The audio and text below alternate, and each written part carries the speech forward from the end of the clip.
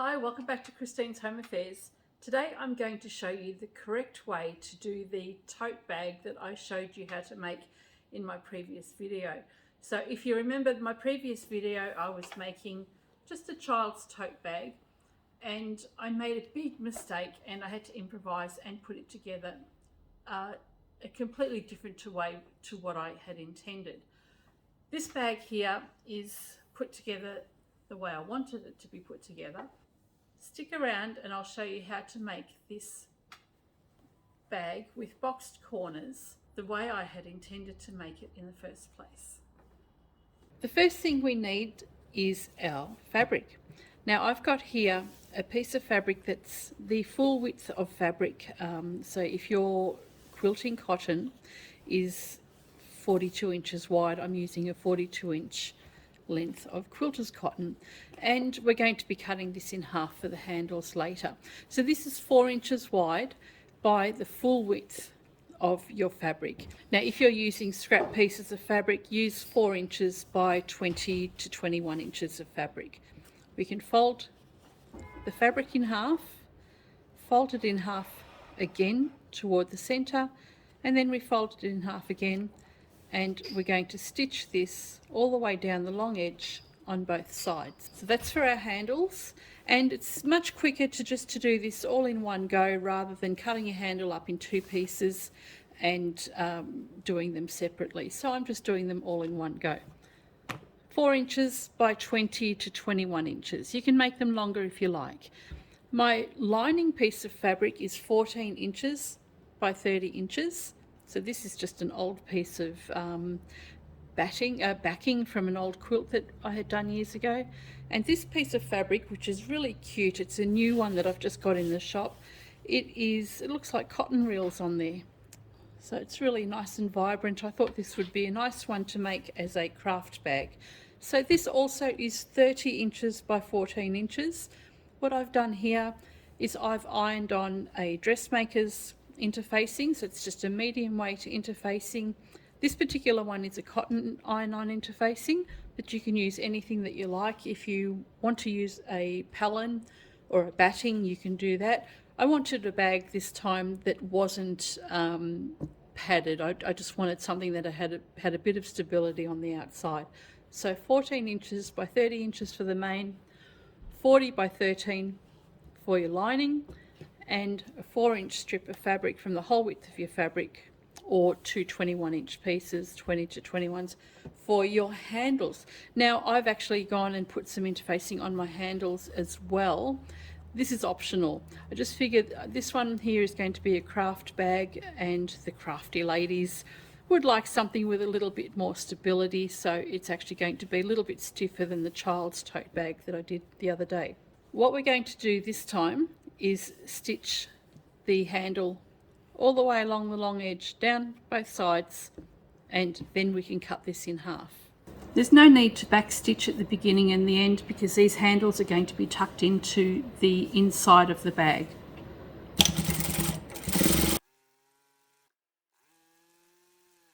Now you may have noticed what I'm doing is just holding my fabric down here, so I've got my middle finger on the fabric, my other fingers on the side, and my palm lightly resting on the fabric here, and it allows me to just go straight, so I can go really fast.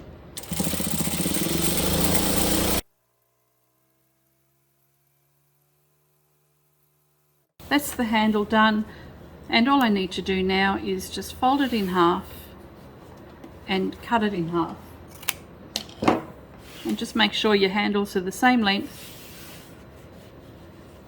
and we'll put those into the main body of the bag now. Alright, with our main body of the bag, we've got the narrow end or the short end. Take that, fold it in half to find our center, and we'll put a pin there. So we'll just pop a pin in the center there. And what we want to do here is find the center between these two distances. Just fold that in half again.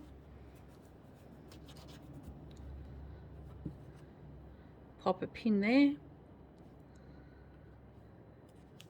And same on the opposite side. So you don't have to measure any inches or distances, just find the center. So much quicker. And on the other end we'll do exactly the same thing, just lay that over the top, place your pin in the same place as the pin on the other side. We don't need the center pin, and we've got both handle sections ready to be placed. Take your handle, place that directly over the center. So we want the center of this strap over the center point where the needle is there. Pin it in place. I might clip it instead. Keep your handle nice and flat so that it's not twisted when you're placing the other side down. Center that over the needle again.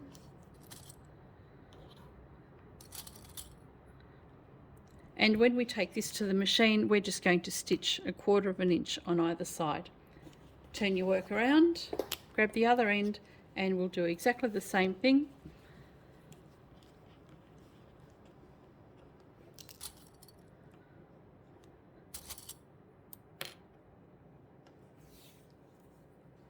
Make sure your handle is nice and flat.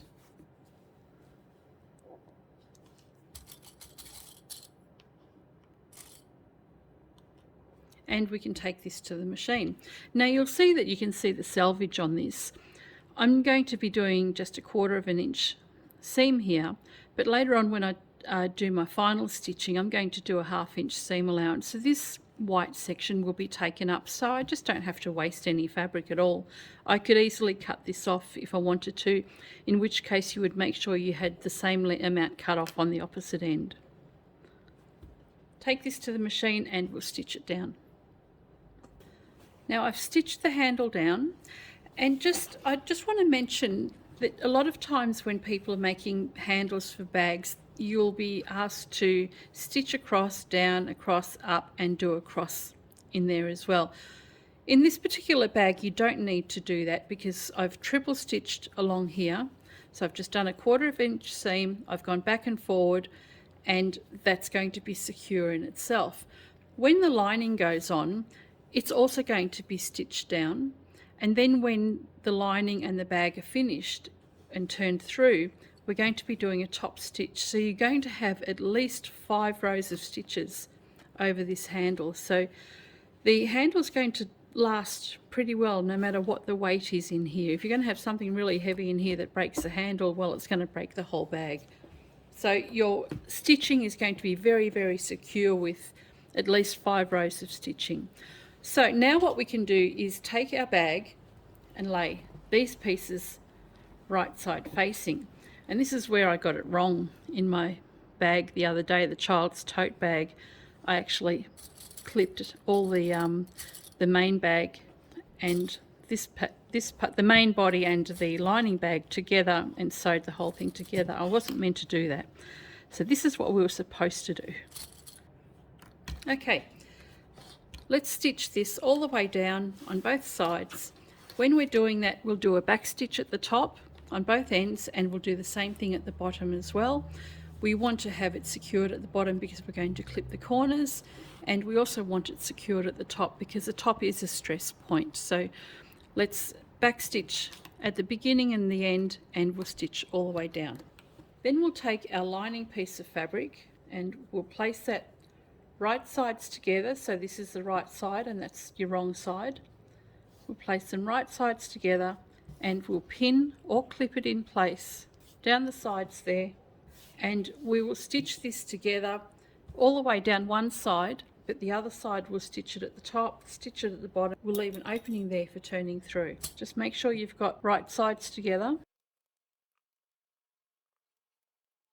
So this one's ready to be stitched all the way down there and all the way down here, but we're going to leave this unstitched.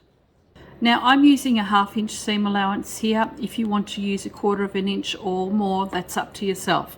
So 1/2 inch is what I'm doing here. Back stitch at the beginning and at the end.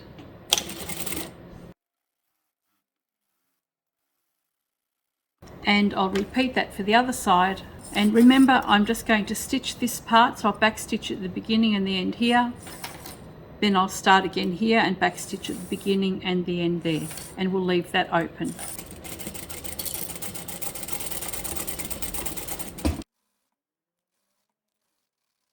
Now, I mentioned before that we're going to trim the corners. We're not, because I've decided that I'm going to box the corners on this bag. If you're making this bag and you're not boxing the corners, this is where you will actually trim your corners. So all you would do is just clip the corners like that, and then you'll have a nice point for turning through later. But in this bag we don't need to clip the corners because we're boxing it. Take your main piece of fabric, and we're leaving the top open, and we're just going to stitch all the way down on both sides. Again, we're using a 1/2 inch seam allowance, and repeat for the other side. Now, I've decided that I really like this fabric, so I'm going to put one of my nicer labels on here.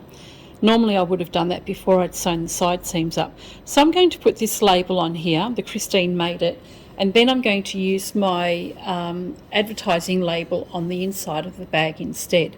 So to put my metal tags on, I've got my center marked here, and I'm going to take my metal tab, place that over the center there, and I'm just going to make a mark for where I'm going to cut a hole in the fabric. So these prongs here will sit inside like that. So I'm going to mark there and there, and my prongs will sit in place just like that. So I just need to nick this open, and I'll do that very carefully. Put my hand in through the other side because I don't want to cut through the other side, and I'll just make a small opening with my seam ripper. Just be careful not to go too far, and my label can go inside there now, so the prongs go through the holes that I've just made.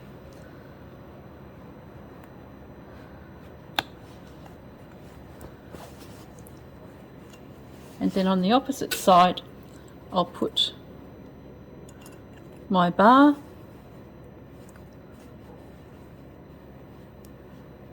and that's enclosed. Just press that down so it's nice and flat, and there we go. With my lining piece of fabric, I've marked the center, so this is the outside of the bag, and this is the inside of the lining, so that won't be seen. This is what will be seen in the bag, and my label will just go in the middle of the bag like that. With our side seams sewn up, I'm going to box the corners on this bag, and I'm going to do a 1.5 inch corner. So there's 1.5 inches on my ruler, and there, and mark that. So there's a 1.5 inch square there, which will make it a 3 inch square base at the bottom of our bag. Do the same thing on all 4 sides, and we'll repeat that for our lining. Now, to bring your boxed corners together, just put your hand in the bag, open it out, and you can see my corners aren't matching. So these lines should match up. So I've done something wrong here. So on this side here, I actually did too much. I was supposed to do 1.5 inches, and I've done nearly 2 inches. So marking your squares helps you find any errors that you might have.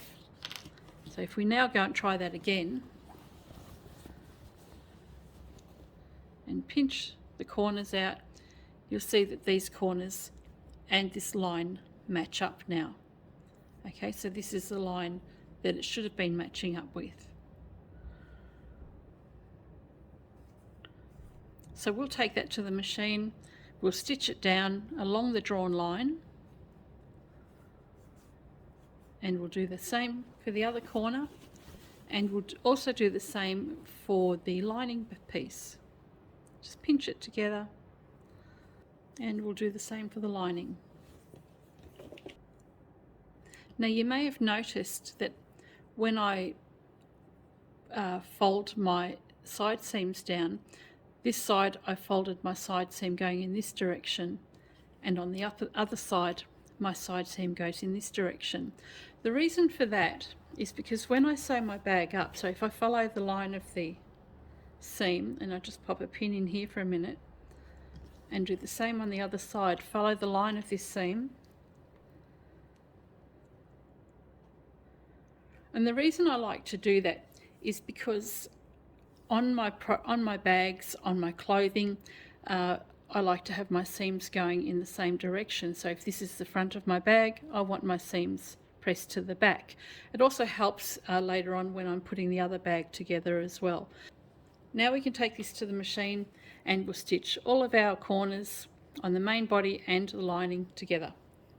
Make sure your fabric's nice and flat, and we can stitch that all the way down. Repeat for the other side. We'll do the same thing for the main body of the bag.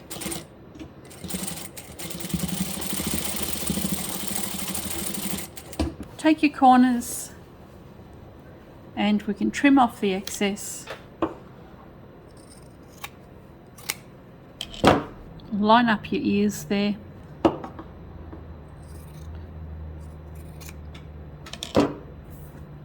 And now we can join the two pieces together. Put the main body of your bag the right way round.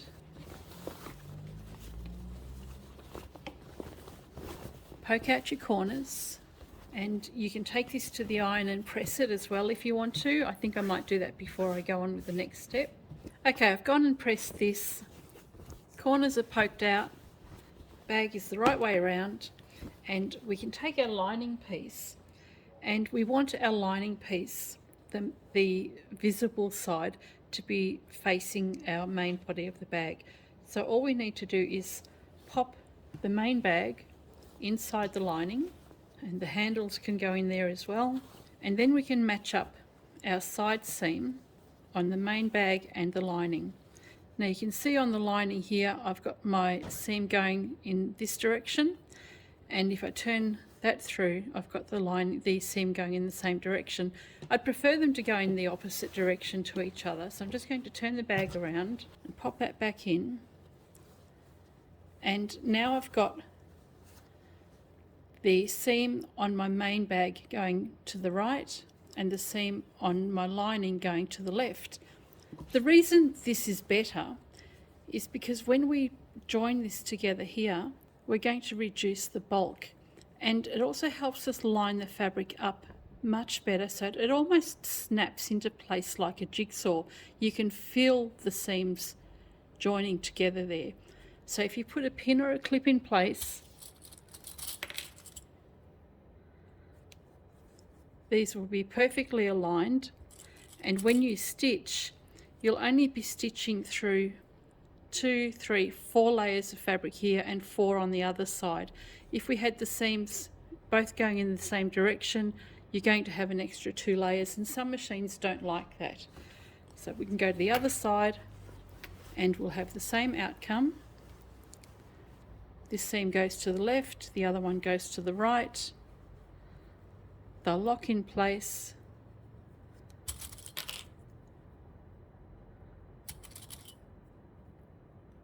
And then we can even this out and clip it all in place so that it's nice and level.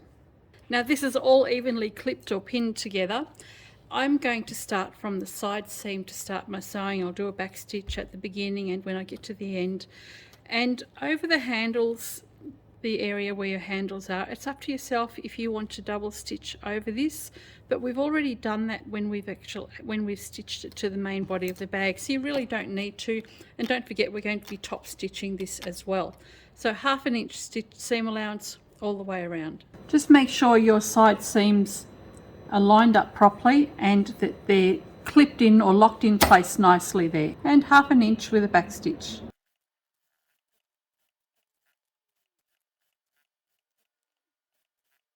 Okay, that's been completely stitched all the way around. Now we can find the opening in our lining and we can turn the bag the right way through. And before we close the bag, what I want to do here is just take this to the iron and press this seam so that the seam underneath, and see if I can find it. The seam underneath here, I want to press the bag so that the seam goes toward the lining of the fabric. If it goes toward the lining of the fabric, it's going to be easier to turn your fabric through and stitch it down with the gold on one side and the black on the other side without having the gold peeking through. So if we go and if we go and iron that seam away from the main body of the bag, it'll be easier to actually top stitch this down. So I've pressed this now, it's nice and flat, and all I need to do is put the lining inside the bag. We'll close up that opening later. It's always best to do that last, just in case you've made a mistake, and we all know I make plenty of them. Now it's up to you if you want to pin or clip this in place. If you're confident, you can just go and stitch it all the way down.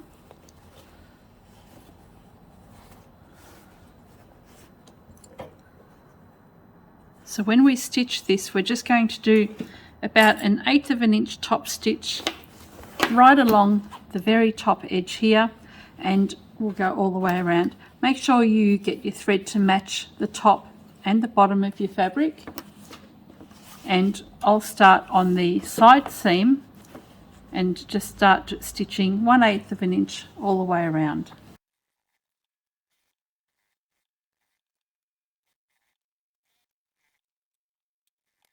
And there we go, the bag is completely finished now, and the only thing that's left to do is to close up the opening here.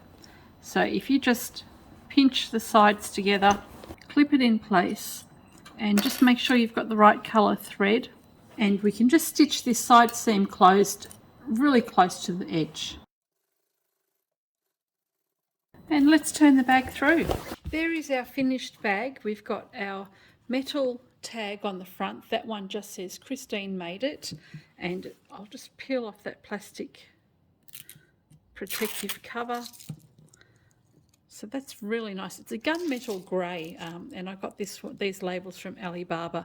I'll pop a link in the comments section below, and my regular label that I put on everything that I make is just on the inside there. So I've got a mustard coloured lining going to go with my black. So I had some mustard cotton reels in here, so I thought that would be really nice. And this is the 1.5 inch boxed corner, which will give me the 3 inches across. Now just to compare this with the previous video I've just done, this is a copy of the mistaken one, except I've done it the right way. So this is the one I did in the previous video, and the handles on this are a little bit longer because I just used what was in the piece of fabric. And I also used Palin in this particular bag, so I used a wadding in there, so it's got a little bit more body than what this does. I like, regardless of whether I made a mistake or not, I like this one much better. The fabric choice is a much nicer choice. I think having the interfacing rather than the wadding inside the bag is much nicer too. It makes it a little bit more of a classy bag rather than a crafty kind of bag. The base of the bag, this one I think was only 1 inch. It may have been 1.5. No, it's the same. So this one actually doesn't sit as well on the bottom. So if you pull that together, fold it up, it doesn't sit quite as well as what this one does. What's your verdict? Do you like the fishy fabric, or do you like the one with the cotton threads? I know which one I like, but then you guys do too. So anyway, this is the one that is not a mistake. The handles on this are much nicer too because they're nice and stiff. I didn't want interfacing in the handles for this because it was a child's bag.